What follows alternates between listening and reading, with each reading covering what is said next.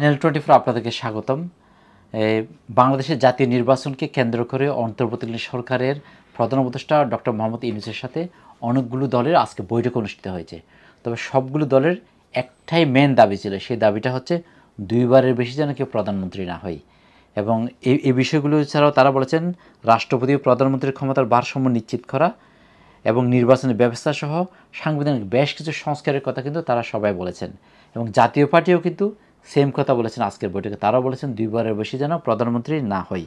এবং সেখানে অনেকগুলো দল অংশ নিয়েছেন, তার মধ্যে খেলাফত মজলিস, বাংলাদেশ খেলাফত মজলিস, হেফাজতে ইসলাম বাংলাদেশ, জমিয়তে উলামায়ে ইসলামী, খেলাফতে আন্দোলন, ইসলামী আন্দোলন, নেজামি ইসলামী বাংলাদেশ। এই দলগুলো অংশগ্রহণ করেছেন আজকের বৈঠকে। পাশাপাশি আরও অনেকগুলো দল অংশগ্রহণ করেছেন। আমরা শুনেছি গণফোরাম অংশগ্রহণ করেছেন, জাতীয় পার্টি অংশগ্রহণ করেছেন। তো অনেকগুলো দল আজকেই অংশগ্রহণ করেছেন। এভাবে নিয়মিত কিন্তু প্রধান উপদেষ্টার সাথে এই বৈঠকগুলো অনুষ্ঠিত হবে। বাংলাদেশের যে নিবন্ধিত দলগুলো আছে তাদের সাথে এই বৈঠকটা অনুষ্ঠিত হতে যাচ্ছে জাতীয় নির্বাচনকে কেন্দ্র করে। জাতীয় নির্বাচনটা কিভাবে হবে, রূপরেখাটা কিভাবে হবে, সেগুলো নিয়েই আলোচনা হচ্ছে।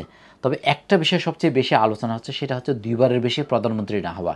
সেটা নিয়েও কিন্তু গত 2-1 দিন আগে কিন্তু টিআইবি তারা কী করেছেন, তারাও কিন্তু একটা প্রস্তাবনা দিয়েছেন, একটা দাবি জানিয়েছেন। সেই প্রস্তাবনা হচ্ছে দুইবারের প্রধানমন্ত্রী যেন কেউ না হয়, দুইবারের বেশি যেন প্রধানমন্ত্রী কেউ না হয়। এবং আরেকটা প্রস্তাবনা তারা দিয়েছেন, সেটা হচ্ছে যে যিনি দলের প্রধান থাকবেন তিনি যেন প্রধানমন্ত্রী না হয়, আর যিনি প্রধানমন্ত্রী থাকবেন তিনি যেন দলের প্রধান না হয়, সেইটাও কিন্তু তারা প্রস্তাব দিয়েছেন। তবে সেইগুলো নিয়ে খুব আলোচনা হচ্ছে। এই বিষয়টি নিয়ে সবচেয়ে বেশি আলোচনা হচ্ছে, যেটা হচ্ছে দুইবারের বেশি প্রধানমন্ত্রী না হওয়া। সেটা কিন্তু অনেক দিন ধরে আলোচনা চলতেছিল। সেই আলোচনাটা কিন্তু এখন আবার উঠে এসেছে এবং রাজনৈতিক দলগুলোও কিন্তু কী দিচ্ছে, প্রধান উপদেষ্টাকে সেই দাবিটা জানাচ্ছে, তাদের সেই মনের দাবিগুলো তারা এখন জানাচ্ছে। তবে এখানে অনেকগুলো দাবি দেওয়া হয়েছে। সেই দাবি দেওয়াগুলোর মধ্যে হচ্ছে যে সাবেক প্রধানমন্ত্রীকে দেশে এনে বিচারের মুখোমুখি করা এবং এই বাংলাদেশে যে টাকা পাচার হয়েছে সেই টাকাগুলো যেন সুষ্ঠুভাবে সেই টাকাগুলো আবার বাংলাদেশে নিয়ে আসা, এরকম অনেকগুলো দাবি কিন্তু এই দলগুলো রয়েছে। অনেকে বলেছেন ইসলামী মূল্যবোধে বাংলাদেশকে প্রতিষ্ঠা করা, ইসলামী মূল্যবোধে সরকার গঠন করা, এই নানা রকম কিন্তু দাবি দেওয়া রয়েছে এই দলগুলোর। এবং প্রধান উপদেষ্টা বসে একটা কথা বলেছেন দলগুলোকে, তারা বলেছেন নির্বাচন আয়োজনে অযৌক্তিক সময় নষ্ট করা হবে না।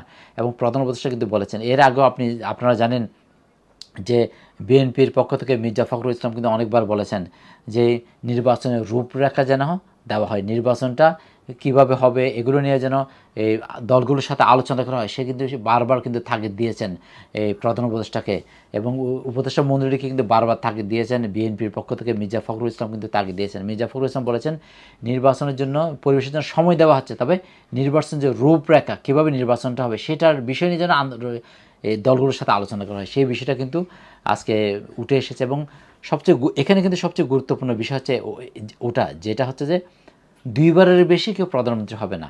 এখন দেখা যাক সেটা আদৌ কতটুকু বাস্তবায়ন করা সম্ভব হয়, এবং এই উপদেষ্টা মণ্ডলী এখন যে অন্তর্বর্তীকালীন সরকার আছে তারা কিভাবে তারা এটা সংবিধানে সংশোধন করা থেকে শুরু করে তারা কিভাবে এটাকে আসলে বাস্তবায়ন করতে পারবে, সেটা এখন